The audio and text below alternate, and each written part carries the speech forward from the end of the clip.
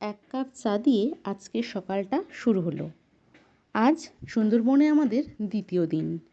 আজকে আমরা যাচ্ছি সজনেখালি, পঞ্চনদের সঙ্গমস্থল এবং দোবাকি ক্যাম্পে। চলুন যাওয়া যাক।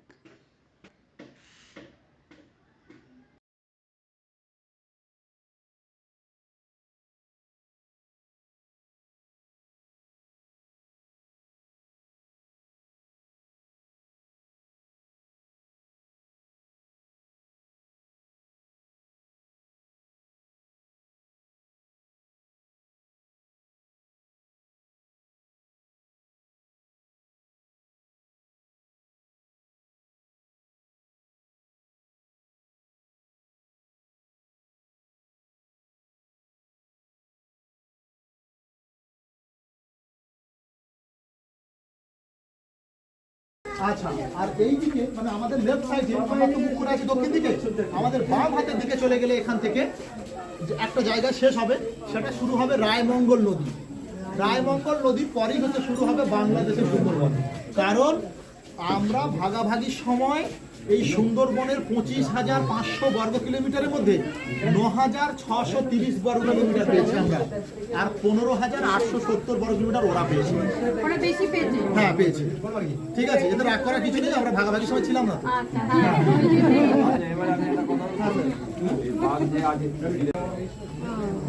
ঠিক আছে, আমাদের এই এত রেস্ট্রিকশন আছে এখানে, sanctuary zone, buffer area, core area, আপনাকে কোর এরিয়াতে যেতে দেবে না, সেখানে জীবজন্তু যাতে শান্তিপূর্ণভাবে থাকতে পারে, বা স্যাংচুয়ারি জোনে যেতে দেবে শুধুমাত্র টুরিস্টকে, সেখানে মাছ কাঁকড়া ধরতে যেতে দেবে না, মানে এরকম ভাবে একটা সাজানো হয়েছে।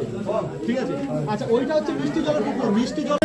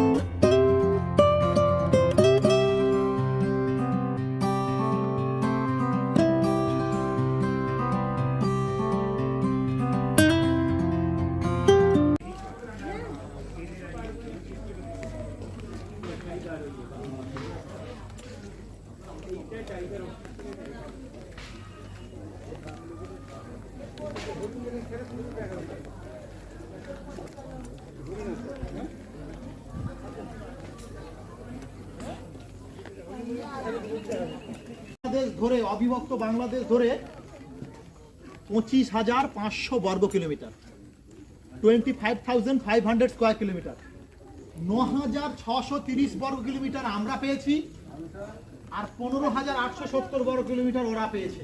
সোজা কথায়, সোজা ভাবে বলতে গেলে সুন্দরবনটাকে যদি 3টে ভাগে ভাগ করি, 2টো ভাগ পড়ে গেছে বাংলাদেশ, আর প্রায় একটা ভাগ পেয়েছি আমরা। আমরা যে 9,630 বর্গ কিলোমিটার পেয়েছি, এর মধ্যে দ্বীপ আছে 102টো। এই 102টো দ্বীপের মধ্যে 54টাতে মানুষ বসবাস করছে। সাদা অংশগুলো এক সময় মানুষের জঙ্গল ছিল, এখন মানুষের বসবাস হয়ে গেছে 102টো দ্বীপের মধ্যে 54টাতে। আর বাকি আছে 48টা দ্বীপ নিয়ে মেন জঙ্গলময় এলাকা। এটাকে 3টে পার্টে ভাগ করেছে। এইটা হচ্ছে স্যাংচুয়ারি জোন, এইটা হচ্ছে বাফার এরিয়া, আর এইখান থেকে শুরু হয়েছে কোর এরিয়া। স্যাংচুয়ারি জোন বলতে এখানে শুধুমাত্র টুরিস্ট যাবে, এখানে মাছ কাঁকড়া মধু সংগ্রহ করতে যেতে দেবে না, শুধুমাত্র ভ্রমণার্থীদের জন্য। এইটা বাফার এরিয়া, এখানে মাছ কাঁকড়া মধু সংগ্রহ করবে, আবার টুরিস্টকেও অ্যালাউ করবে, ছাড় এলাকা।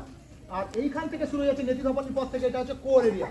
কোর এরিয়া হচ্ছে প্রোটেক্টেড জোন, কাউকে যেতে দেবে না, না মাছ কাঁকড়া, না মধু, না টুরিস্ট। এখানে ফরেস্ট ডিপার্টমেন্টের ক্যাম্প দিয়ে ঘেরা আছে, যাতে বাংলাদেশি লোকেরা বা আমাদের দেশি লোকেরা ইলিগাল ভাবে জঙ্গলের মধ্যে ঢুকতে না পারে, বাঘ, হরিণ, বংশকে কোনো রকম ভাবে ডিস্টার্ব না করতে পারে, এবং জীবজন্তু যাতে নিরিবিলিতে থেকে নিজেদের প্রজাতি বা সংখ্যা বাড়াতে পারে, সেই জন্য এই সমস্ত ফরেস্ট ডিপার্টমেন্টের লোকেরা অতন্ত্র প্রহরীর মতো পাহারা দিচ্ছে।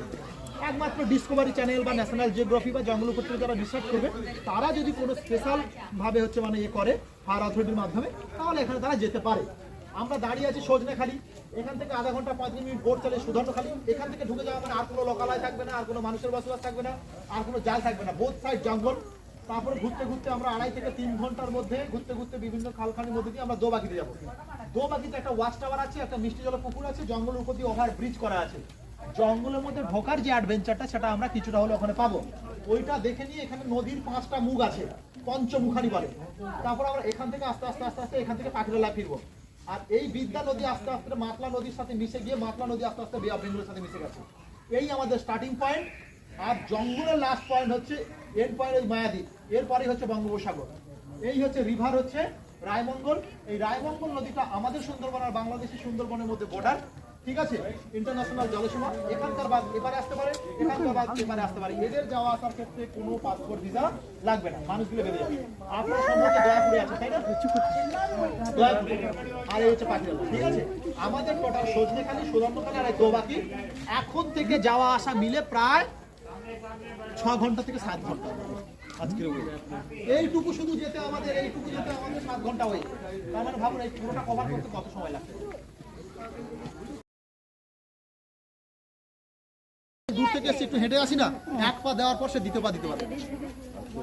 সুন্দরী গাছ আছে। বাঘে ধরা যতটা না কঠিন, একটা হরিণ, শুয়োর, বাঁদর বা মৎস্যজীবী যে বাঘ ধরছে, এই ঘাটটা ধরে যখন এর উপর দিয়ে টানতে টানতে নিয়ে যায়, না সুন্দরী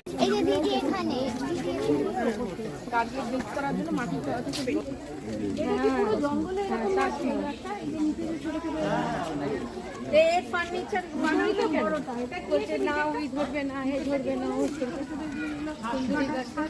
ইংরেজিতে বলে নিউ ম্যাটাফোর। এগুলো সুন্দরী গাছ তো, সুন্দরী।